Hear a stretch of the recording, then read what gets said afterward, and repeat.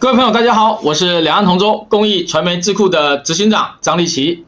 3月13日，英国路透社他透露当选台湾地方副领导人的这个萧美琴，他确定要在本周去串访美国，并且他在美国停留几天之后，还要串访欧洲多个国家。